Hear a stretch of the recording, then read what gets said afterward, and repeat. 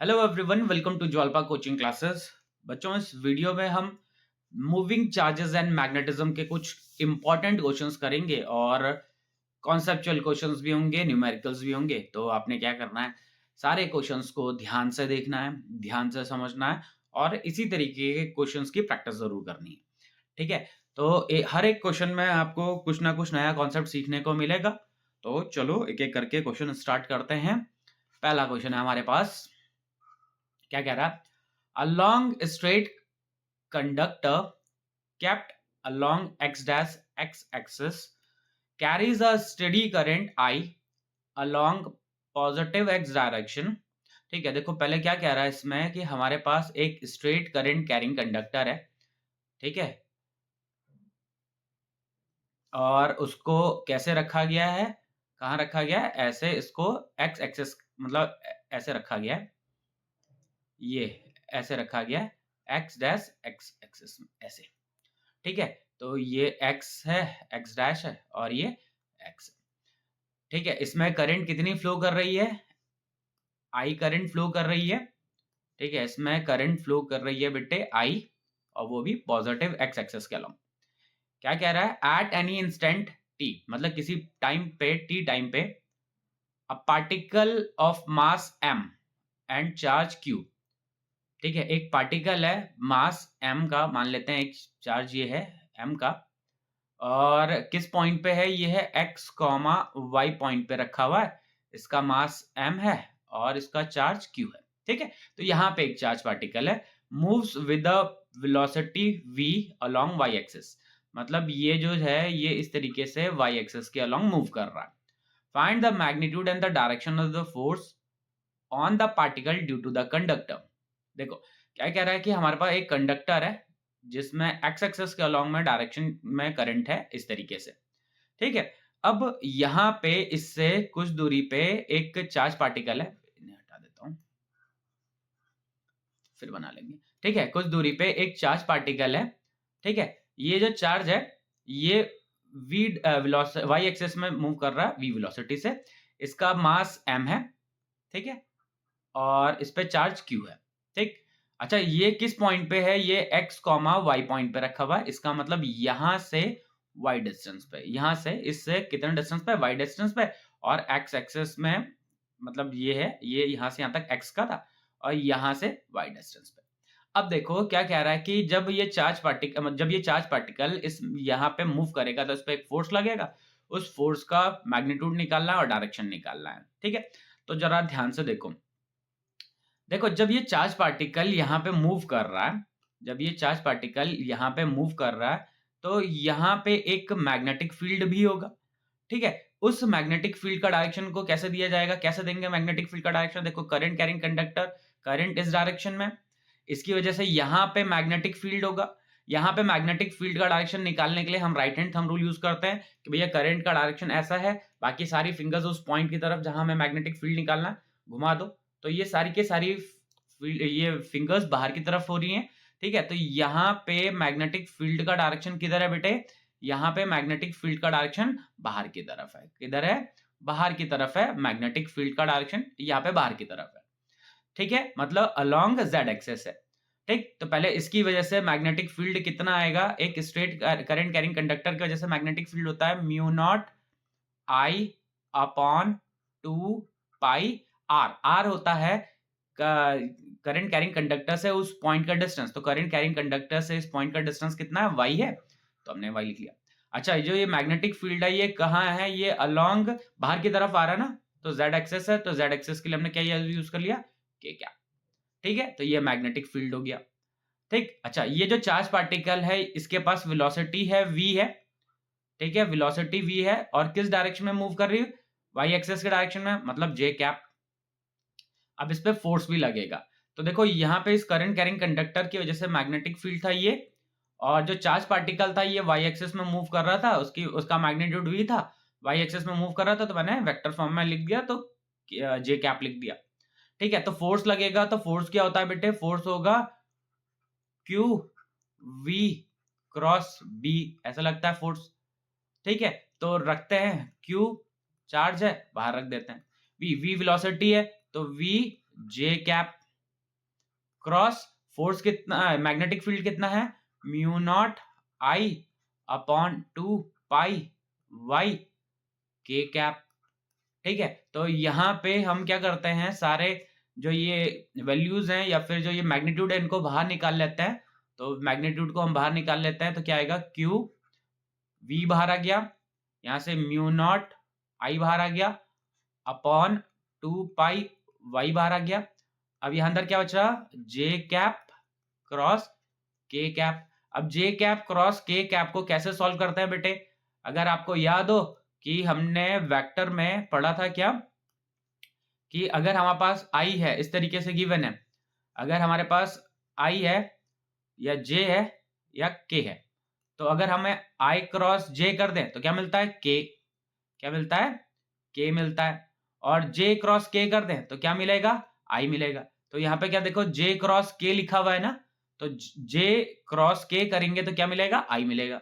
तो जो फोर्स होगा, फोर्स क्या हो जाएगा, म्यू नॉट आई q v upon 2 pi y, और ये हो जाएगा आई कैप। कितना हो जाएगा बेटे, आई कैप हो जाएगा। अच्छा, ये आई कैप है, इसका मतलब इस फोर्स का डायरेक्शन किधर है, फोर्स का डायरेक्शन है along x axis, positive axis की तरफ। ठीक है, तो एक बार फिर से देख लेते हैं कि हमारे पास एक करंट कैरिंग कंडक्टर था, इसमें करंट एक्स एक्सेस की तरफ थी, इससे कुछ दूरी पे मतलब वाई डिस्टेंस पे एक चार्ज पार्टिकल था जो कि v वेलोसिटी से मूव कर रहा था y एक्सिस में। इस पे हमें फोर्स निकालना था। तो पहले मैंने इस करंट कैरिंग कंडक्टर की वजह से राइट हैंड थंब रूल का यूज किया और वहां पे मैग्नेटिक फील्ड का डायरेक्शन निकाल लिया। मैग्नेटिक फील्ड का डायरेक्शन आ रहा बाहर की तरफ, बाहर मतलब जेड एक्सिस की तरफ। ठीक है, तो जेड एक्सिस को हमने लिख लिया था क्या, के टर्म्स में mu naught I upon 2 pi. R होता है कंडक्टर से उस पॉइंट की दूरी। तो यहाँ पे हमारे पास कंडक्टर से उस पॉइंट की दूरी कितनी थी, y थी, तो मैंने y लिख दिया। और के कैप लिख दिया। के कैप क्यों लिखा बेटे, के कैप इसलिए क्योंकि मैग्नेटिक फील्ड बाहर की तरफ था z एक्सिस में। अच्छा, ये जो चार्ज पार्टिकल था ये ऊपर की तरफ मूव कर मतलब y एक्सिस में मूव कर रहा था, तो y एक्सिस में मूव कर रहा था तो मैंने j कैप लिख दिया। फोर्स होता है q v cross b, v रख दिया। मैग्नीट्यूड टर्म्स हमने सारे बाहर निकाल दिए। अंदर क्या था, j क्रॉस k बचा। j क्रॉस k क्या हो जाएगा, j cross k i cap होता है।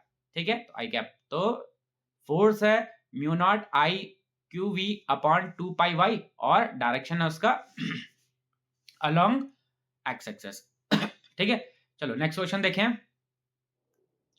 नेक्स्ट क्वेश्चन क्या है हमारे पास, an alpha particle and a proton of the same kinetic energy. मतलब एक अल्फा पार्टिकल है और एक प्रोटॉन है जिनकी दोनों की काइनेटिक एनर्जी क्या है बेटे, same kinetic energy, are in turn allowed to pass through a magnetic field B. मतलब दोनों को बारी एक एक करके मैग्नेटिक फील्ड बी में एंटर करवा रहे हैं, acting normal to the direction of motion of the particle. मतलब जिस डायरेक्शन में पार्टिकल जा रहा है उसके परपेंडिकुलर है मैग्नेटिक फील्ड।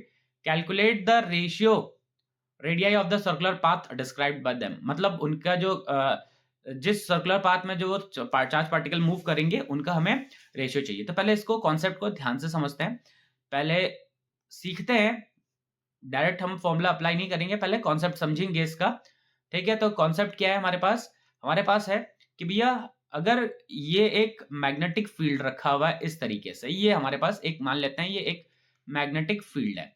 ठीक है, ये हमारे पास एक ऐसा मैग्नेटिक फील्ड। अब अगर हम इस पे एक चार्ज पार्टिकल को मूव करवा रहे हैं, तो सपोज हम पॉजिटिव चार्ज पार्टिकल को मूव करवा रहे हैं। ठीक है, जैसे ही पॉजिटिव चार्ज पार्टिकल इस मैग्नेटिक फील्ड में मूव करेगा तो ये सर्कुलर पाथ ले लेगा। क्या लेगा, ये सर्कुलर पाथ लेगा। ठीक है, इसका रेडियस कितना होगा, आर। तो पहले मैं क्या करता हूं, इस आर को डिराइव कर लेता हूं। देखो, अगर आपको फॉर्मूला याद नहीं है और आपके कॉन्सेप्ट्स क्लियर हैं तो आप फॉर्मूला आसानी से डिराइव कर सकते हो। ठीक है, तो देखो जब ये सर्कुलर पाथ में घूमेगा, ठीक है, अच्छा ये जो चार्ज पार्टिकल है जब ये एंटर कर रहा था तो ये मैग्नेटिक फील्ड के परपेंडिकुलर एंटर कर रहा था। देखो चार्ज पार्टिकल ऐसे एंटर कर रहा है, मैग्नेटिक फील्ड इस तरीके से परपेंडिकुलरली एंटर कर है इसके। ठीक है, चार्ज पार्टिकल के मोशन के परपेंडिकुलर है। ठीक है, तो इस पे दो फोर्सेस लग रहे होंगे, एक सर्कुलर पाथ में मूव कर रहा है तो m v square by r centripetal force. अब ये चार्ज पार्टिकल में परपेंडिकुलरली मूव कर रहा है तो इस पे एक मैग्नेटिक फोर्स भी लग रहा होगा जो कि होगा q v B sine theta. Theta की वैल्यू 90 डिग्री है तो क्यू वी बी। ठीक है, यहाँ से एक v से v कैंसिल हो जाएगा, तो r की वैल्यू क्या आ जाएगी बेटे, r की वैल्यू आ जाएगी m v upon q B, ये आ गया। अब देखो यहाँ पे कह रहा है कि क्वेश्चन में कि सेम काइनेटिक एनर्जी है, काइनेटिक एनर्जी क्या है बेटा, सेम है। ठीक है, तो मैं क्या करता हूं, मैं ये जो रेडियस है अभी निकाला है मैंने, इसको मैं काइनेटिक एनर्जी के फॉर्मूले में, काइनेटिक एनर्जी के टर्म्स में इसको बना लेता हूं, फिर आगे इसके बारे में डिस्कशन करेंगे। काइनेटिक एनर्जी क्या होता है बेटे, काइनेटिक एनर्जी होता है half m v square. V की वैल्यू क्या हो जाएगी बेटे, 2 इधर चला जाएगा, m नीचे आ जाएगा, रूट ले लेंगे तो क्या जाएगा 2k अपॉन m। v की वैल्यू क्या जाएगी 2k अपॉन m। ठीक है, तो रेडियस कितना आएगा r is equals to m, ये मास है, और v कितना है रूट 2k अपॉन m, और एक अपॉन में भी था qb भी था।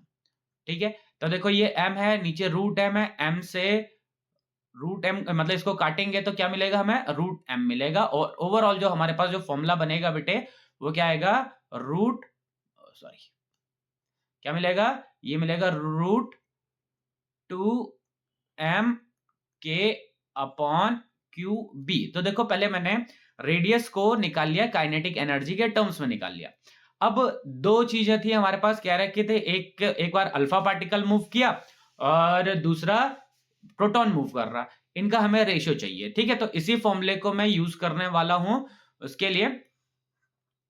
ठीक है, तो अल्फा पार्टिकल के लिए रेडियस क्या हो जाएगा बेटे, अल्फा पार्टिकल के लिए रेडियस हो जाएगा रूट 2m, अच्छा एक मिनट 2 4 mp। अच्छा 4 mp क्या है, 4 mp है भैया, mass of alpha particle is 4 times of mass of proton, और charge on an alpha particle is 2 times of charge on a proton, मतलब प्रोटॉन पे जितना चार्ज होगा उसका दुगुना चार्ज होता है अल्फा पार्टिकल पे। ठीक है, तो अपॉन में क्या आ जाएगा, अपॉन में आ जाएगा 2e इंटू बी, ये आएगा। ठीक है, ये अल्फा पार्टिकल का थोड़ा सा इसे और सिंप्लीफाई कर देते हैं हम। ठीक है, तो इसको सिंप्लीफाई करूं मैं, अच्छा यहाँ पे के भी तो था, काइनेटिक एनर्जी। ठीक है, तो इसको ये 4 को बाहर निकाल लेता हूं, रूट 2 ये मतलब 2 आ जाएगा, स्क्वायर रूट कर लिया, अंदर 2, अंदर क्या बचा 2 बचा हुआ है, एमपी बचा हुआ है, के बचा हुआ है, और अपॉन में क्या बचा है 2e b, यहां से 2 से 2 कैंसिल, तो ये हो गया रेडियस ऑफ अल्फा पार्टिकल। ठीक है, अब रेडियस ऑफ प्रोटॉन भी निकाल लेते हैं बेटे, तो रेडियस ऑफ प्रोटॉन क्या जाएगा 2 mp के, चार्ज कितना है प्रोटॉन पे, चार्ज e लिख लिया हमने।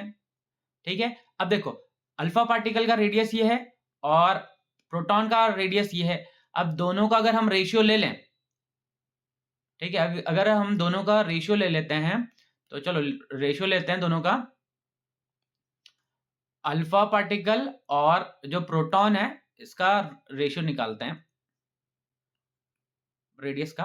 तो ये क्या है, अल्फा पार्टिकल कितना 2 mp के अपॉन ईबी, और देखो प्रोटॉन का भी सेम यही है 2 mp के अपॉन ईबी, सारा टर्म सेम हो चुके हैं, तो ये पूरा कैंसिल आउट होके कितना मिल जाएगा 1।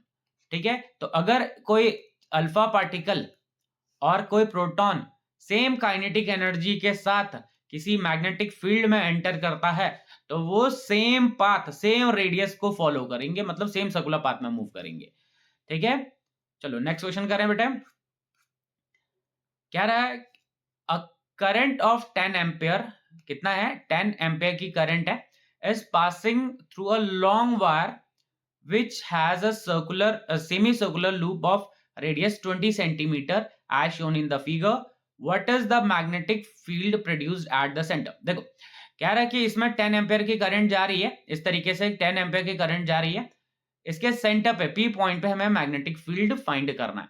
तो देखो इस वाले पार्ट की वजह से तो कोई भी मैग्नेटिक फील्ड नहीं आएगा, क्यों, क्योंकि ये इसका लाइन ऑफ एक्शन सेम है, मतलब ये इसका लाइन क्या है सेम है, और इस वाले पार्ट की वजह से भी कोई भी मैग्नेटिक फील्ड नहीं आएगा।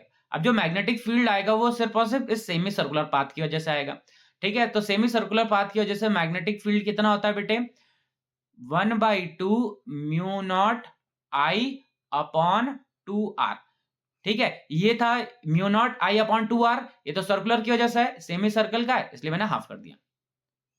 ठीक है, सेमी सर्कल के लिए क्या कर दिया हमने, हाफ कर दिया। तो हाफ इंटू म्यू नॉट कितना होता है 4 pi into 10 to the power -7। Current कितना है इसमें 10 अपॉन 2। रेडियस कितना है 20 सेंटीमीटर है, 20 सेंटीमीटर का मतलब हो गया 20 into 10 to the power -2 meter में निकालने के लिए। ठीक है, अब जरा सा इसको सिंप्लीफाई करते हैं, बढ़िया सा कर लेते हैं। ठीक है, तो कैलकुलेशन करते हैं। अब देखो ये जीरो से, तो ये जीरो को हम कैंसिल कर देते हैं, इस जीरो से इस जीरो को कैंसिल कर देते हैं, इसको काटते हैं तो ये से ये कैंसिल हो गया, तो 10 टू द पावर -5 आ गया। नीचे देखो ये 4 था, ये 4 था, ये मैंने 4 काट दिया, तो आपके पास सिर्फ मैग्नेटिक फील्ड बचा क्या, π/2 into 10 to the power -5 tesla. अच्छा, इसको अगर मैं और सिंप्लीफाई करूं तो क्या करूंगा, 0.5 pi into 10 to the power -5 tesla. Point को हटा देते हैं तो क्या मिलेगा, 5 pi into 10 to the power -6 tesla. ठीक है, तो जो सेमी सर्कुलर पाथ है उसकी वजह से उसके सेंटर पे मैग्नेटिक फील्ड कितना होगा, 5 pi into 10 to power -6 tesla. ठीक है, चलो अगला क्वेश्चन करें। क्या है, two charges A and B each having velocity v। ठीक है, दो चार्जेस हैं A और B है, दोनों की वेलोसिटी कितनी है v। Transverse circular path in a uniform magnetic field as shown. मतलब दो चार्ज पार्टिकल हैं, एक A है और एक B है, और मैग्नेटिक फील्ड में मूव कर रहे हैं, और जैसे ही वो मैग्नेटिक फील्ड में मूव कर रहे हैं तो इसके तरीके से सर्कुलर पाथ में मूव कर रहे हैं। ये A वाले के लिए है, ये A वाले के लिए है ये वाला, और ये वाला B वाले के लिए है ये वाला। ठीक है, compare the charges, charge to mass ratio. क्या निकालना है बेटे, चार्ज टू मास रेशियो निकालना है of the two particles A and B। Show the necessary mathematical calculation, मतलब चार्ज टू मास का रेशियो कंपेयर करना है। अब जरा ध्यान से देखिए, हमने पढ़ा था कि जो रेडियस होता है वो किसके बराबर होता है, अगर कोई चार्ज पार्टिकल सर्कुलर पाथ में मूव कर रहा है, मतलब किसी मैग्नेटिक फील्ड में एंटर करता है, तो किस रेडियस में मूव करता है, उसका रेडियस। अभी हमने इससे पीछे वाले पार्ट में भी पढ़ा था कि ये रेडियस था,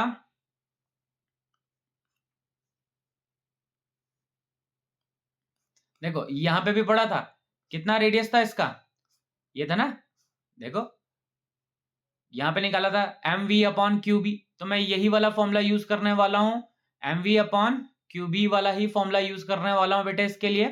ठीक है, तो कितना है रेडियस, रेडियस है m v upon q B. ठीक है, क्यू और एम को इस साइड में भेज देते हैं, आर इधर भेज देते हैं, तो q upon m is equals to, यहां से बचा v, v upon r B, यही बचा ना, यहां से क्यू इधर भेज दिया, एम इधर भेज दिया, आर नीचे। ठीक है, अच्छा देखो दोनों की वेलोसिटी क्या है, सेम है, मैग्नेटिक फील्ड भी सेम है, तो जो ये है, ये जो चार्ज टू मास का रेशियो आया, ये क्या आया बेटे, ये चार्ज टू मास का रेशियो आ रखा है, किसका, ये चार्ज टू मास का रेशियो। अब देखो चार्ज टू मास का रेशियो इनवर्सली प्रोपोर्शनल आ रहा है आर के, देखो डिस्टेंस के इनवर्सली प्रोपोर्शनल आ रहा है। ठीक है, डिस्टेंस के क्या आ रहा है, इनवर्सली प्रोपोर्शनल आ रहा है। ठीक है, अच्छा अब इनवर्सली प्रोपोर्शनल है तो देखो क्या है, इसका मतलब जिसका रेडियस ज्यादा उसका चार्ज टू मास का रेशियो क्या होगा, कम। ठीक है, अब या फिर इसका उल्टा भी होगा कि जिसका रेडियस कम उसका चार्ज टू मास का रेशियो क्या होगा बेटे, ज्यादा होगा। ठीक है, अब देखो A, जो A है, A का रेडियस क्या है, रेडियस ऑफ A कम है, तो उसका चार्ज टू मास का रेशियो क्या होगा बेटे, चार्ज टू मास का रेशियो उसका ज्यादा होगा। रेडियस ऑफ B क्या है, ज्यादा है, तो उसका चार्ज टू मास का रेशियो क्या होगा बेटे, कम होगा। ठीक है, तो कंपेयर करना था, तो मैथमेटिकल कैलकुलेशन हमने शो कर दिया। अब क्या पूछ रहा होता, compare the charge to mass का रेशियो। तो चार्ज टू मास का रेशियो किसका ज्यादा है बेटे, चार्ज टू मास का रेशियो A का ज्यादा है। ध्यान रखना किसका ज्यादा है, A का ज्यादा है चार्ज टू मास का रेशियो, किसका है, ए का। क्यों? क्योंकि उसका रेडियस कम है, इसलिए चार्ज टू मास का रेशियो ए का ज्यादा हो गया। ठीक है, बी का कम हो गया। अब कह रहे हैं which of the two particles is likely to be proton if other is an alpha particle, give reason. कह रहे हैं कि दोनों में से कौन, मतलब जो दो, चाहे ए या बी में से, दोनों में से कौन क्या प्रोटॉन होगा अगर दूसरा पार्टिकल क्या हो जाए, अल्फा हो जाए। तो पहले इसको समझते हैं जरा। देखो, चार्ज टू मास का रेशियो क्या है, चार्ज टू मास का रेशियो अगर मैं प्रोटॉन के लिए निकालूं तो प्रोटॉन के लिए लिख दिया मैंने Q अपॉन M। ठीक है, और अगर मैं अल्फा पार्टिकल के लिए निकालूं तो अल्फा पार्टिकल के लिए कितना हो जाता है, 2 times of charge of proton हो जाता है और 4 times of mass of proton हो जाता है। ठीक है, तो इसको काटते हैं तो कितना आ रहा है, Q अपॉन 2। ठीक है, तो चार्ज टू मास का रेशियो, ये क्या लिख दिया मैंने,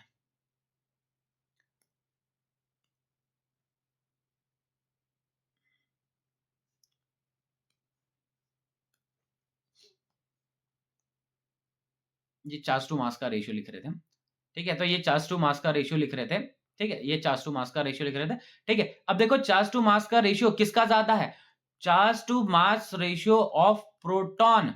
देखो अल्फा पार्टिकल में तो देखिए क्या आ रहा है, 1/2 आ रहा है, और प्रोटॉन में, ये प्रोटॉन के लिए था और ये अल्फा पार्टिकल के लिए था, तो प्रोटॉन का चार्ज टू मास का रेशियो क्या है, ज्यादा है। क्यों? क्योंकि दिख रहा है भैया Q अपॉन MP है और अल्फा पार्टिकल का कितना, Q अपॉन 2MP है। ठीक है, इसका मतलब जिसका चार्ज टू मास का रेशियो ज्यादा होगा वो क्या होगा, वो प्रोटॉन होगा। तो अभी देखा हमने कि भैया यहां पे जो A है, A का चार्ज टू मास का रेशियो क्या है, ज्यादा है, क्योंकि इसका रेडियस कम है। A का चार्ज टू मास का रेशियो ज्यादा है, तो ये जो A है ये क्या चीज है, A है प्रोटॉन। A क्या है बेटा, A प्रोटॉन है। ठीक है, ये A क्या हो जाएगा, जो प्रोटॉन होगा वो कौन होगा, प्रोटॉन होगा A। ठीक है, और दूसरा वाला बी क्या हो जाएगा, बी अल्फा पार्टिकल हो जाएगा। एक बार फिर से देखते हैं, कह रहे थे कि दो चार्ज पार्टिकल थे ए और बी, वो एक मैग्नेटिक फील्ड में मूव कर रहे हैं सेम वेलोसिटी से, तो सर्कुलर पाथ ले रहे हैं। ठीक है, तो ये ए का हो गया, ये बी का हो गया। अब इनका चार्ज टू मास का रेशियो निकालना था, तो मैंने r is equal to m v upon q B रखा, चार्ज टू मास का रेशियो निकाला तो वी अपॉन आर बी हो जाएगा। तो देखा आपने कि चार्ज टू मास का रेशियो इनवर्सली प्रोपोर्शनल आ रहा है रेडियस के। इसका मतलब जिसका रेडियस कम होगा उसका चार्ज टू मास का रेशियो क्या होगा बेटा, उसका चार्ज टू मास का रेशियो ज्यादा होगा।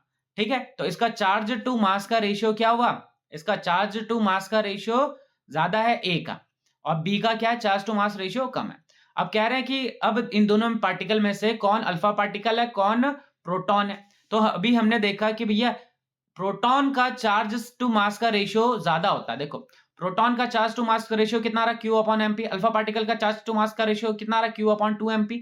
तो प्रोटॉन का चार्ज टू मास रेशियो ज्यादा है, ज्यादा है प्रोटॉन का, तो इसका मतलब इसका रेडियस क्या होगा, कम होगा। तो जो A वाला है वो क्या हमारा प्रोटॉन है, और B वाला क्या हो जाएगा, अल्फा पार्टिकल हो जाएगा। ठीक है, चलो नेक्स्ट क्वेश्चन करें। नेक्स्ट क्वेश्चन है, 325 centimetre long wires carrying current are arranged as shown in the figure. Find the force experienced by the wire C। ठीक है, तो देखो हमारे पास इस तरीके से 3 वायर्स हैं, एक D, C और G है। ठीक है, तो हमें पूछा गया है कि जो वायर C है इस पे कितना फोर्स लग रहा है। ठीक है, अब जरा ध्यान से देखिए, इन दोनों वायर्स में अगर पहले कंपेयर करते हैं तो इन दोनों वायर में देखेंगे तो करंट क्या है, अपोजिट डायरेक्शन में। किधर है करंट, अपोजिट डायरेक्शन में है। ठीक है, तो ये अगर अपोजिट डायरेक्शन में, तो ये दोनों एक दूसरे को क्या करते हैं, रिपेल करेंगे। तो ये जो एफ डी है इस पे फोर्स किस डायरेक्शन में लगाएगा बेटे, जो एफ डी है वो फोर्स लगाएगा इस डायरेक्शन में, ये एफ डी की वजह से लग रहा फोर्स। अच्छा, जी और सी में भी करंट अपोजिट डायरेक्शन में, तो जो एफ जी फोर्स लगाएगा वो किस डायरेक्शन में लगाएगा, वो इस डायरेक्शन में लगाएगा। ठीक है, अब इस पे हमें नेट फोर्स निकालना है, तो पहले एफ डी निकाल लेते हैं। तो एफ डी क्या हो जाएगा, एफ डी क्या हो जाएगा, फॉर्मूला है हमारे पास, फॉर्मूला होता है हमारे पास क्या, mu naught upon 4 pi 2 I1 I2 upon r into length, ये होता है एफ डी। ठीक है, अब इसमें एफ डी की वैल्यू मतलब फॉर्मूले में वैल्यू पुट कर देता हूं और एफ डी का निकाल लेता हूं। एफ डी कितना आएगा हमारे पास, एफ डी ये आएगा 10⁻⁻7, ये है 2। आई वन कितना है दोनों में अच्छा इसमें आई वन है 30, इसमें करंट है 30, इसमें करंट है 10,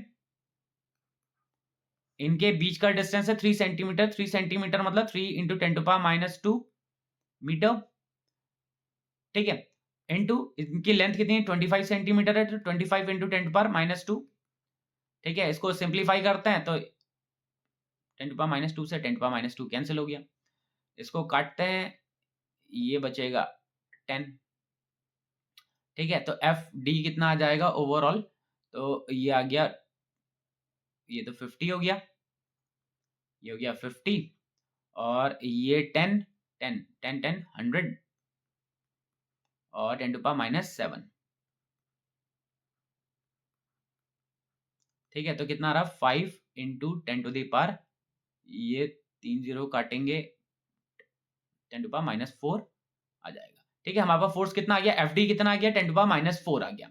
इसी तरीके से एफ जी निकालते हैं, एफ जी भी निकाल लेते हैं। तो एफ जी क्या आएगा, एफ जी ये आ जाएगा, फॉर्मूला सेम रहेगा। तो 10⁻⁷, करंट कितनी है 20 मतलब 2 इंटू करंट कितनी है 20 इंटू 10, इसमें 20 इसमें 10 है, अपॉन इनके बीच का डिस्टेंस कितना है 2 इंटू 10⁻⁻3। अच्छा लेंथ कितनी है इसकी 25 इंटू 10⁻⁻2, ठीक है, -2 है ये, ठीक है। 10⁻⁻2 से 10⁻⁻2 कैंसिल हो गया, इसको काटते हैं, ठीक है। तो यहां से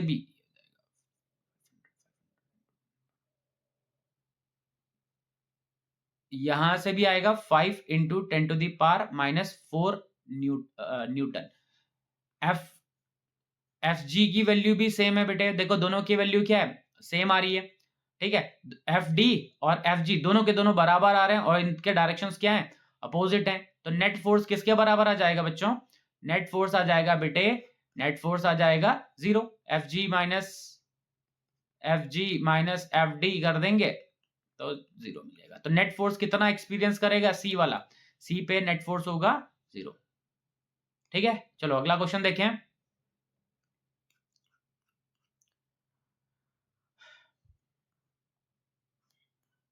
नेक्स्ट क्वेश्चन है, an alpha particle is moving with velocity v, it enters a magnetic field b as shown below.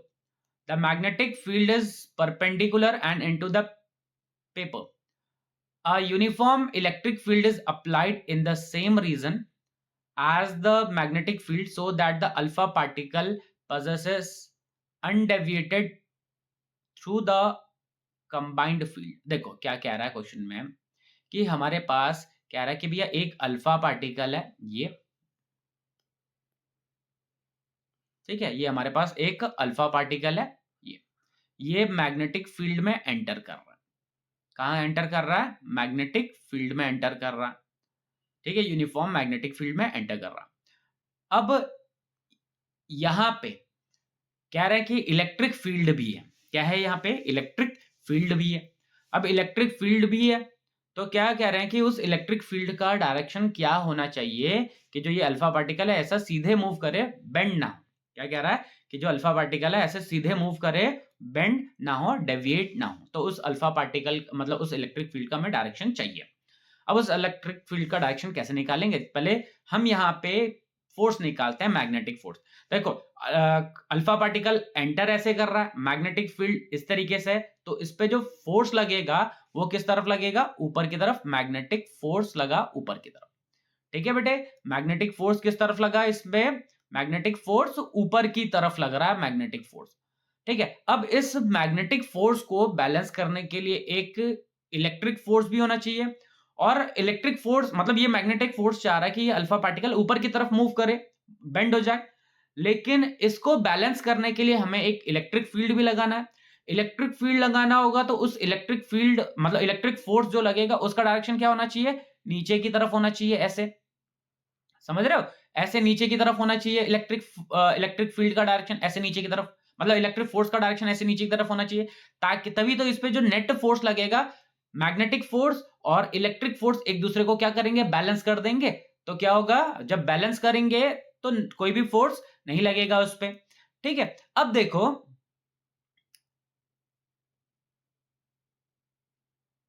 यहां पे पॉजिटिव चार्ज, अल्फा पार्टिकल कैसा है, पॉजिटिव चार्ज है। अगर अल्फा पार्टिकल पॉजिटिव चार्ज है तो पॉजिटिव चार्ज पे इलेक्ट्रिक फोर्स का डायरेक्शन इलेक्ट्रिक फील्ड के ही डायरेक्शन में होता है। तो अभी देखो, इलेक्ट्रिक फील्ड फोर्स का डायरेक्शन हमने कहा कि ये नीचे की तरफ है, तो इलेक्ट्रिक फील्ड का डायरेक्शन भी क्या होना चाहिए बेटा, ऐसे नीचे की तरफ ही होना चाहिए। क्यों होना चाहिए, क्योंकि इलेक्ट्रिक फील्ड नीचे की तरफ है, तो फोर्स भी नीचे की तरफ लगेगा, इलेक्ट्रिक फोर्स नीचे की तरफ लगेगा, मैग्नेटिक फोर्स ऊपर की तरफ लग रहा है, तो वो डेविएट नहीं हो रहा है। तो पहले पार्ट में यही पूछ रहा था, what should be the direction of electric field, तो क्या होगा, डाउनवर्ड डायरेक्शन में। कैसे डायरेक्शन में, डाउनवर्ड डायरेक्शन में होगा। ठीक है, क्या हो रहा है, डाउनवर्ड डायरेक्शन में होगा इलेक्ट्रिक फील्ड का। ठीक है, अगला पार्ट क्या कह रहा है, नेक्स्ट पार्ट है, without any change in the electric field and the magnetic field, alpha particle is replaced by the following particle. मतलब मैग्नेटिक फील्ड भी सेम है, इलेक्ट्रिक फील्ड जो अभी हमने डिसाइड किया, जो बताया कि इलेक्ट्रिक फील्ड का डायरेक्शन भी सेम है, मतलब मैग्नेटिक फील्ड ऐसा ही है, ये ऐसा ही है। ठीक है, और ये मैग्नेटिक फील्ड है। ठीक है, और इलेक्ट्रिक फील्ड का डायरेक्शन भी सेम ही है। कैसा है इलेक्ट्रिक फील्ड का डायरेक्शन, इलेक्ट्रिक फील्ड का डायरेक्शन भी भैया नीचे की तरफ ही है, ऐसा। ठीक, अब पूछ रहे हैं कि without any change in the electric field and magnetic, मतलब इलेक्ट्रिक फील्ड और मैग्नेटिक फील्ड में अगर हम कुछ भी चेंजेस ना करें, तो तब की बात कर रहे हैं। तो प्रोटॉन अगर v वेलोसिटी से मूव कर रहा है, अगर यहां पे प्रोटॉन v वेलोसिटी से मूव कर रहा है, तो क्या होगा। तो देखो भैया, अगर प्रोटॉन v वेलोसिटी से मूव करेगा तो इस पे इलेक्ट्रिक फोर्स नीचे की तरफ लगेगा, मैग्नेटिक फोर्स ऊपर की तरफ लगेगा। सेम कहानी वही बन जाएगी, क्या है इलेक्ट्रिक फोर्स, QE और QVB, v वेलोसिटी से मूव कर रहा है, तो उस पे कोई भी अंतर नहीं होगा, वो अनडेविएटेड, ये डेविएट नहीं होगा, अनडेविएटेड। ठीक है, ये सीधा मूव करेगा, यहां पे दिक्कत नहीं होगी। ठीक है, ये मतलब जैसे अल्फा पार्टिकल मूव कर रहा था, वैसे ही ये भी मूव करेगा। लेकिन अगर कह रहे हैं कि अगर यहां पे अगर हम एक इलेक्ट्रॉन को मूव करा दें v/2 वेलोसिटी से, तो क्या होगा। तो देखो भैया, मैग्नेटिक फील्ड तो आपका ऐसे ही था, ऐसा, ये मैग्नेटिक फील्ड था आपका। ठीक है, इलेक्ट्रिक फील्ड भी ऐसा ही है, इलेक्ट्रिक फील्ड का डायरेक्शन भी ऐसा ही है। ठीक है, अब यहां पे अगर हम एक चार्ज पार्टिकल मतलब इलेक्ट्रॉन को मूव करवाएंगे, तो देखो मैग्नेटिक फोर्स, देखो अब यहां पे क्या होगा, यहां पे मैग्नेटिक फोर्स और इलेक्ट्रिक फोर्स के डायरेक्शंस क्या हो जाएंगे, बदल जाएंगे। मैग्नेटिक फोर्स का डायरेक्शन अभी किधर आएगा, किस तरफ मूव करेगा, मैग्नेटिक फोर्स का डायरेक्शन किधर आएगा बेटे, मैग्नेटिक फोर्स का डायरेक्शन आएगा नीचे की तरफ। और इलेक्ट्रिक फोर्स का डायरेक्शन किस तरफ होगा, इलेक्ट्रिक फोर्स का डायरेक्शन होगा अभी ऊपर की तरफ हो जाएगा। पहले इलेक्ट्रिक फोर्स का डायरेक्शन नीचे की तरफ था, अभी इलेक्ट्रिक फोर्स का अभी इसका डायरेक्शन किस तरफ है, ऊपर की तरफ है। ठीक है, किस तरफ है, ऊपर की तरफ है, इलेक्ट्रिक फोर्स का डायरेक्शन ऊपर की तरफ हो गया। ठीक, क्यों, क्योंकि charge particle, negative charge particle पे इलेक्ट्रिक फील्ड के अपोजिट डायरेक्शन में लगता है, और पॉजिटिव चार्ज पे जिस डायरेक्शन में फोर्स लग रहा था मैग्नेटिक फोर्स, उसके अपोजिट डायरेक्शन में लगेगा नेगेटिव चार्ज पार्टिकल पे। ठीक है, अब इलेक्ट्रिक फील्ड तो सेम रहेगा, ई मतलब इलेक्ट्रिक फोर्स तो सेम रहेगा, लेकिन जो मैग्नेटिक फोर्स है वो चेंज हो जाएगा, क्या, QV/2B चेंज हो गया। क्या हो गया, चेंज हो गया, मैग्नेटिक फोर्स चेंज हो गया, हाफ हो गया। इसका मतलब जो मैग्नेटिक फोर्स है वो कम हो चुका है, पहले वाले के कंपैरिजन में क्या हो गया, कम हो गया मैग्नेटिक फोर्स।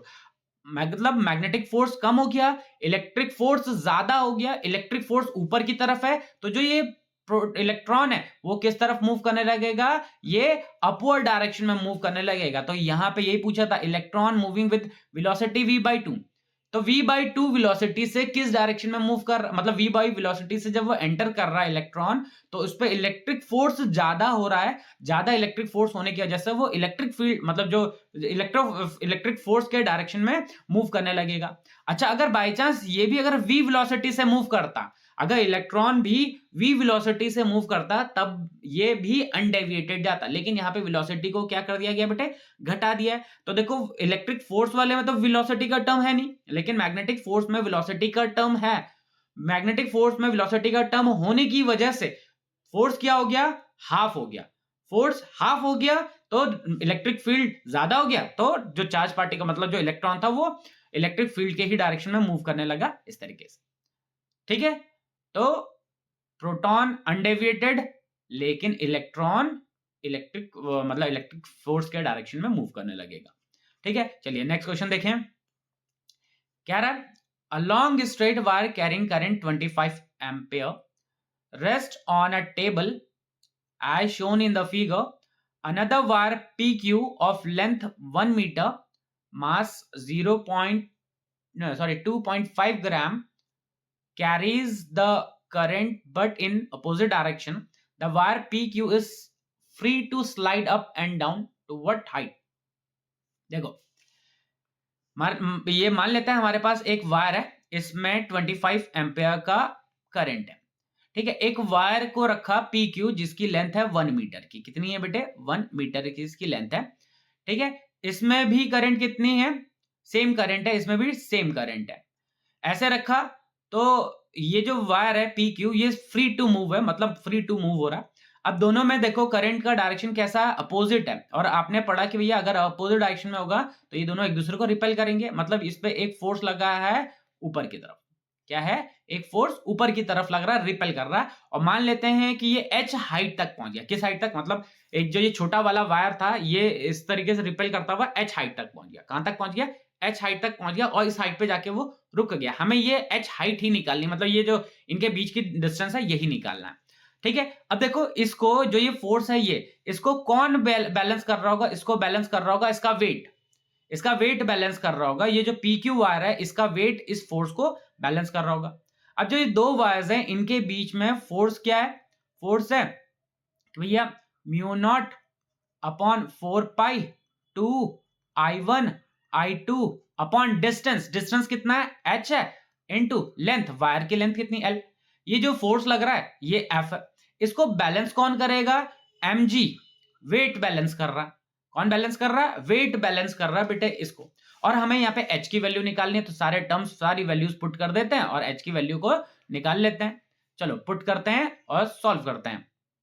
चलो म्यू नॉट अपॉन 4 पाई कितना है, 10 टू द पावर -7 इंटू 2, दोनों में करंट कितनी है, 25 एम्पेयर की है, तो 25 इंटू 25। ठीक है, अच्छा L कितना है, 1 मीटर, इसकी लेंथ कितनी है, 1 मीटर। अच्छा H को मैं इस साइड में भेज देता हूं, H को मैं इस साइड में भेज देता हूं, mg को इधर ले आता हूं, mg इधर ले आया, m डायरेक्टली वैल्यू पुट कर देते हैं।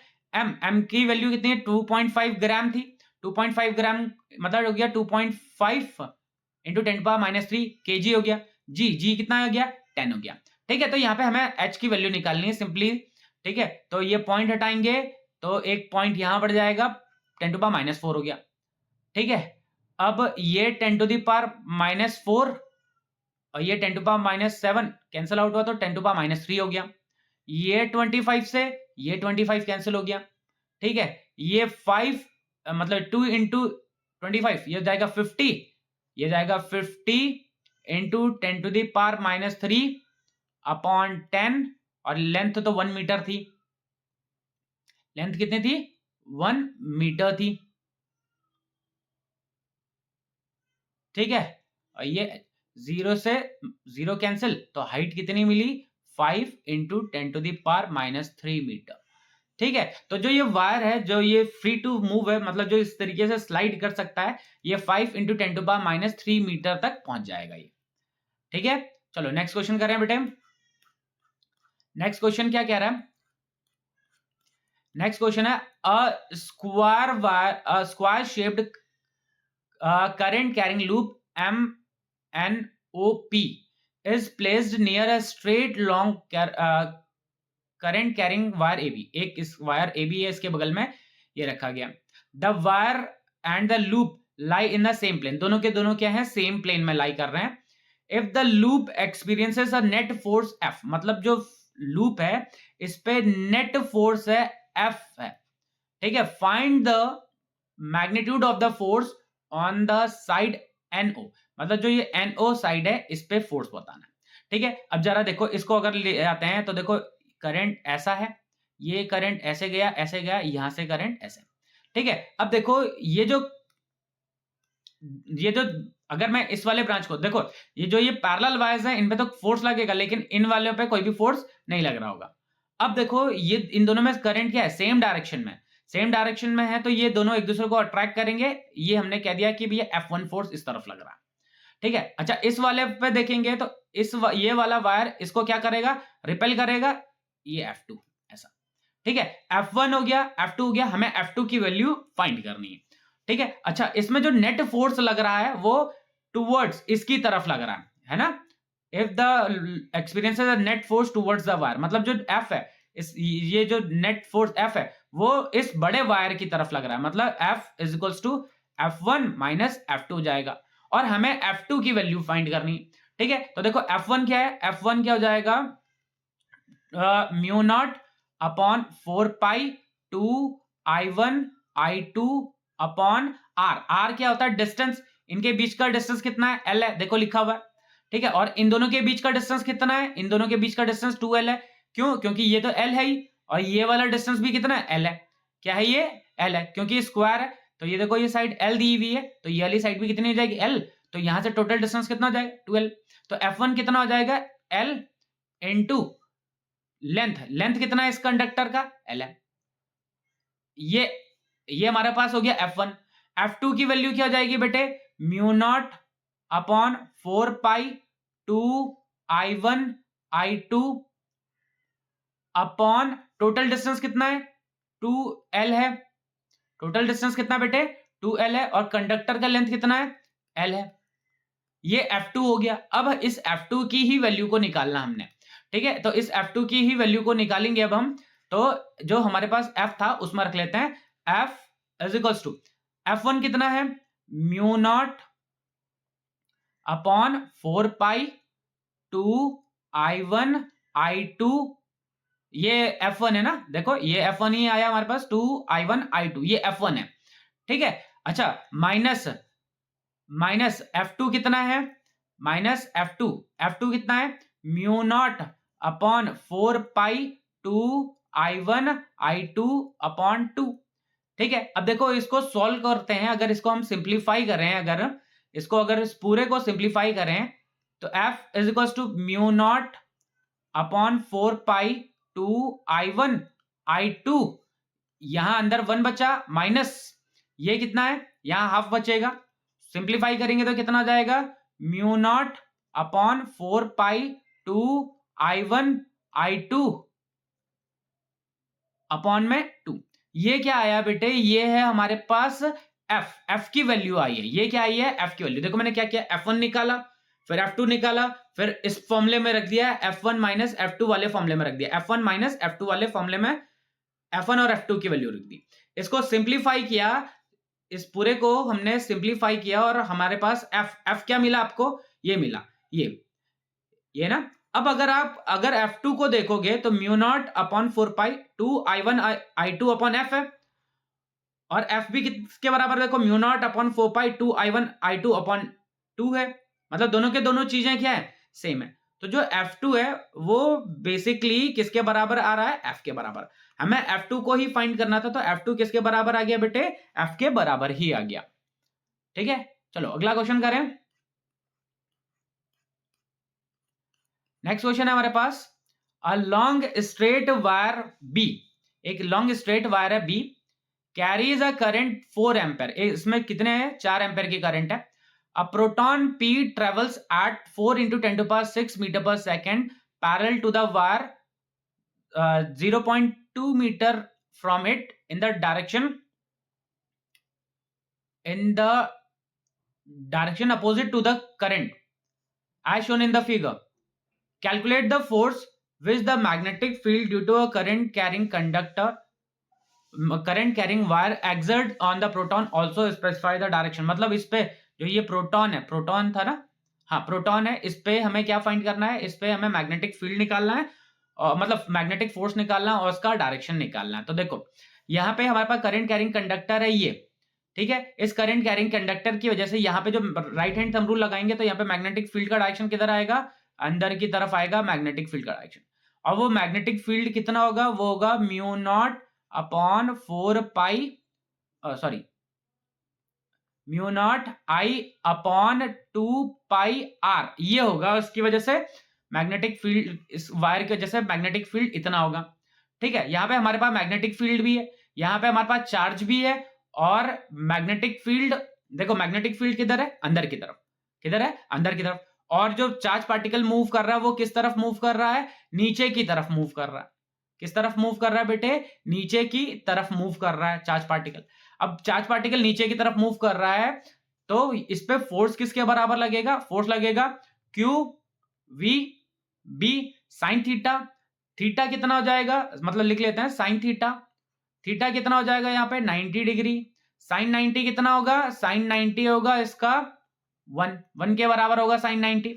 साइन 90 कितना होगा, 1 के बराबर होगा। तो फोर्स किसके बराबर हो जाएगा, फोर्स हो जाएगा क्यू वी बी, ठीक है। तो वैल्यूज पुट कर देते हैं, क्यू वी मैग्नेटिक फील्ड कितना है, mu naught I upon 2 pi r, 2 pi r, ठीक है। सारी वैल्यूज पुट करते हैं, सिंप्लीफाई कर लेते हैं, सॉल्व कर लेते हैं।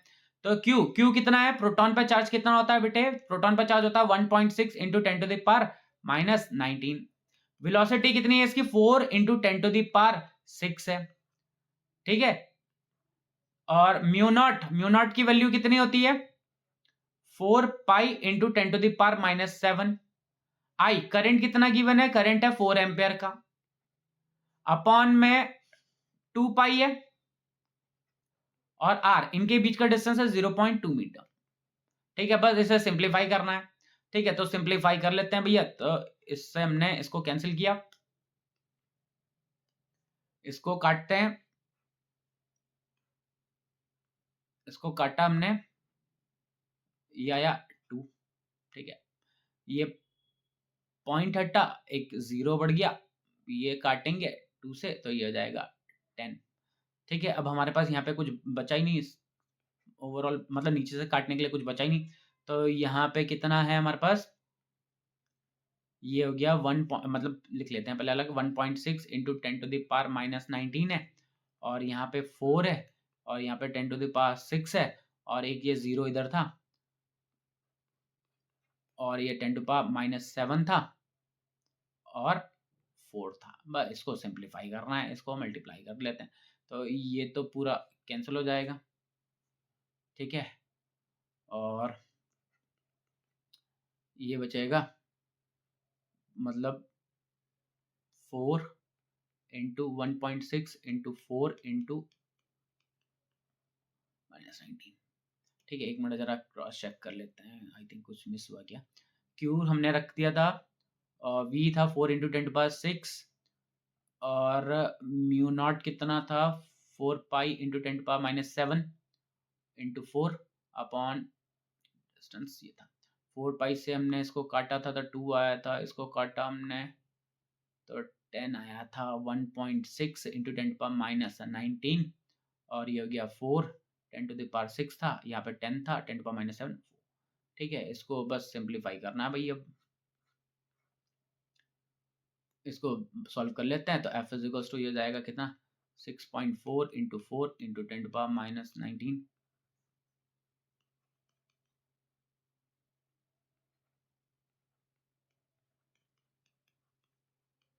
ठीक है। तो फोर्स कितना आ रहा है 25.6 इंटू 10 पावर माइनस 19 न्यूटन आ रहा फोर्स, ठीक है। चलो अगला क्वेश्चन देखें। अगला क्वेश्चन क्या है, 2 small identical circular loops marked 1 and 2 carrying equal current, दोनों में equal current है, are placed with geometrical axes perpendicular to each other as shown in on figure. Find the magnitude and the direction of the net magnetic field produced at point O. ठीक है, देखो हमारे पास क्या है, कह रहे हैं कि ये दो वायर्स हैं, इनमें करंट कितनी है, दोनों में current are placed two identical loop है, मतलब दोनों के रेडियसेस बराबर हैं, वन एन इक्वल करंट है, are placed with geometrical axes perpendicular to each other I shown find the, मतलब एक पॉइंट पी पे हमें मैग्नेटिक फील्ड फाइंड करना है। अब जरा ध्यान से देखेंगे, ध्यान से समझेंगे और सीखेंगे इस चीज को, यहाँ पे मैग्नेटिक फील्ड का डायरेक्शन को कैसे फाइंड कर रहे हैं। देखो जब हमने इस पहले लूप वन को यहां से ऑब्जर्व किया, यहां से इस साइड से देख रहे हैं, इस साइड से देख रहे हैं, तो यहाँ पे हमें दिख रहा है क्लॉकवाइज डायरेक्शन में। कैसा दिख रहा है? क्लॉकवाइज डायरेक्शन में दिख रहा है हमें। क्या दिख रहा है? क्लॉकवाइज डायरेक्शन में। क्लॉकवाइज डायरेक्शन में दिख रहा है तो इसका मतलब यहाँ पे क्या बन रहा होगा? साउथ पोल बन रहा होगा। साउथ पोल बन रहा होगा तो इसकी वजह से मैग्नेटिक फील्ड क्या आएगा? इसकी तरफ आएगा, टूवर्ड्स। मैग्नेटिक फील्ड इसकी तरफ आएगा, B1 की वैल्यू इसकी तरफ आएगी। ठीक है, क्यों? क्योंकि अगर हमने यहां से देखा उसमें हमें क्लॉकवाइज डायरेक्शन में दिख रहा है। कैसा दिख रहा है बेटे? हमें क्लॉकवाइज डायरेक्शन में दिख रहा है। तो क्लॉकवाइज डायरेक्शन में जब करंट होती है तो इसका मतलब वहां पे कौन सा पोल बनता है? वहां पे पोल बनता है आपका साउथ पोल। साउथ पोल है तो साउथ पोल है तो magnetic field toward south pole होगा। ठीक है, तो B1 इस तरफ होगा। अच्छा, अगर इस वाले को देखेंगे तो इस वाले में अगर हम टॉप से देख रहे हैं तो आपको हमें दिखाई दे रहा है ये एंटी क्लॉकवाइज डायरेक्शन में। किधर दिख रहा है? एंटी क्लॉकवाइज डायरेक्शन में। अगर एंटी क्लॉकवाइज डायरेक्शन में तो इसका मतलब यहाँ पे नॉर्थ पोल बन रहा है, और नॉर्थ पोल है तो इसका जो मैग्नेटिक फील्ड आएगा वो ऐसा आएगा, B2 का डायरेक्शन ये हो जाएगा। ठीक है, B2 का डायरेक्शन इधर हो जाएगा। ठीक है, अब हमें क्या फाइंड करना है बेटा? हमें यहाँ पे नेट मैग्नेटिक फील्ड निकालना है। तो B1 की वैल्यू क्या आएगी बेटे? B1 की वैल्यू, एक करंट कैरिंग लूप की वजह से मैग्नेटिक फील्ड होता है mu not I R square upon 2x square plus R square की पावर 3/2, ऐसा होता है। ठीक है, दोनों के डिस्टेंसेस सेम है, दोनों के रेडियस R बोल देते हैं, दोनों के रेडियस R है। ठीक है, दोनों के रेडियस कितना है? R है। ठीक है, अच्छा B2 भी सेम ये आएगा, mu naught I R square upon 2x square plus R square की पावर 3/2, सेम आ रहा। ठीक है, अब देखो दोनों के बीच में कितने का एंगल है? 90 डिग्री का एंगल है, 90 डिग्री का एंगल है। तो बी नेट क्या मिलेगा बेटा हमें? बी नेट मिलेगा। ठीक है, इसको मैं लिख देता हूं, बी लिख लेता हूं, इसको मैं बेटा इसको मैं बी लिख देता हूं, इसको भी मैं बी लिख देता हूं। तो बी नेट क्या मिलेगा? बी नेट मिलेगा B1 का स्क्वायर प्लस B2 का स्क्वायर, ऐसा मिलेगा। ठीक है, B1 कितना है? B है। B1 कितना है बेटे? B है। ठीक है, तो B का स्क्वायर प्लस B का स्क्वायर, इसको सिंप्लीफाई करेंगे तो B नेट क्या मिलेगा बेटा हमें? 2B स्क्वायर, मतलब रूट के अंदर तो √2B हो जाएगा। तो B नेट किसके बराबर आ गया? √2B के बराबर आ जाएगा। ठीक है, B किसके बराबर? तो B नेट क्या मिल जाएगा बच्चों? √2B कितना है? B अभी देखा हमने, mu naught I R square upon x square plus R square की पावर 3/2, ये आ गया नेट मैग्नेटिक फील्ड। यहाँ पे नेट मैग्नेटिक फील्ड कितना आ गया बेटे? नेट मैग्नेटिक फील्ड इतना आ गया। अब ये नेट मैग्नेटिक फील्ड है, ये बी नेट है, इसका डायरेक्शन हो जाएगा कुछ ऐसा, इस तरफ हो जाएगा ऐसा डायरेक्शन, इसको हम बी नेट लिख देते हैं। मान लेते हैं ये हॉरिजॉन्टल के साथ थीटा का एंगल बना रहा है, तो एंगल कितना हो जाएगा? tan theta is equals to B2 upon B1 के बराबर आ जाएगा। किसके बराबर आ जाएगा? B2 अपॉन B1 के बराबर आ जाएगा। तो tan थीटा कितना आएगा? B2 upon B1। B2 कितना था? B2 B के बराबर है, B1 के बराबर? B के बराबर ले रखा, कैंसिल किया 1 आ गया। तो tan थीटा किसके बराबर आ जाएगा? 1। थीटा की वैल्यू कितनी आ जाएगी? 45 डिग्री। ठीक है, तो देखो क्या किया हमने कहा हमारे पास दो लूप्स दे रखे, एक में क्लॉकवाइज डायरेक्शन में, अगर मतलब इस साइड से देखा, पॉइंट पी से देखा तो मतलब ये पॉइंट ओ से देखा तो क्लॉकवाइज डायरेक्शन में दिख रहा था, तो इसका मतलब मैग्नेटिक फील्ड उसकी तरफ होगा। अब जो ये लूप 2 है उसमें एंटी क्लॉकवाइज डायरेक्शन में दिख रहा था, इसका मतलब इससे दूर होगा मैग्नेटिक फील्ड। एक करंट कैरिंग लूप की वजह से मैग्नेटिक फील्ड कितना होता है? Mu not I R square upon 2x square plus R square की पावर 3/2 होता है। तो दूसरे वाले की वजह से भी सेम होगा, क्योंकि दोनों लूप्स आइडेंटिकल हैं, करंट भी सेम है। B1 को मैंने B लिख लिया, B2 को भी मैंने B लिख लिया, क्यों? क्योंकि दोनों के दोनों मैग्नीट्यूड में बराबर हैं। ठीक है, अब इन दोनों के बीच में एंगल 90 डिग्री था, तो दो वेक्टर्स 90 डिग्री पे थे, तो उनके बीच में हमने रिजल्टेंट फाइंड किया, तो मिला रूट b1 का स्क्वायर प्लस b2 का स्क्वायर। b1 क्या b, b2 क्या b है, तो रूट टू b आ गया। कितना आ गया, रूट टू b। b की वैल्यू हमने पुट कर दी, b नेट मिल गया। अब देखो जो यहाँ पे जो मैग्नेटिक फील्ड आ रहा है बेटे, जो ये मैग्नेटिक फील्ड आ रहा है बी नेट, ये किसी एंगल पे भी लग रहा होगा, तो एंगल निकालना था तो हमने टेन थीटा। वैसे तो ये समझ में आ रहा है कि भैया b1 और b2 की वैल्यू बराबर हो रही है, तो जो b नेट जाएगा इनके बीचों बीच से होता जाएगा, मतलब 45 से होता जाएगा। लेकिन हमने उसको तब भी हमने सिंप्लीफाई किया। कैसे ही सिंप्लीफाई किया कि भैया टेन थीटा ऐसा निकाल लिया, tan theta is equal to b2 upon b1। b2 किसके बराबर है, b के बराबर, b1 किसके बराबर है, b के बराबर। सॉल्व किया, 1 के बराबर। टेन थीटा 1 का होता है 45 पे। ठीक है, तो बच्चों आज के इस वीडियो में इतने ही क्वेश्चंस करेंगे। नई वीडियो में मिलेंगे कुछ और क्वेश्चंस के साथ। तब तक बने रहिए ज्वालपा कोचिंग क्लासेस के साथ। होप सो आपको ये सारे के सारे क्वेश्चन समझ में आ गए हों। ठीक है, आपने क्या करना है, इन क्वेश्चंस के और इनके जैसे इन पे जो कॉन्सेप्ट समझाए थे उनके कॉन्सेप्ट पे बेस्ड आपने क्वेश्चन जरूर करना है, तभी आपके ये सारे के सारे क्लियर हो पाएंगे। ठीक है, तो आज के लिए इतना ही करेंगे बच्चों। नई वीडियो में मिलेंगे कुछ और क्वेश्चंस के साथ। तब तक बने रहिए ज्वालपा कोचिंग क्लासेस के साथ। Bye bye.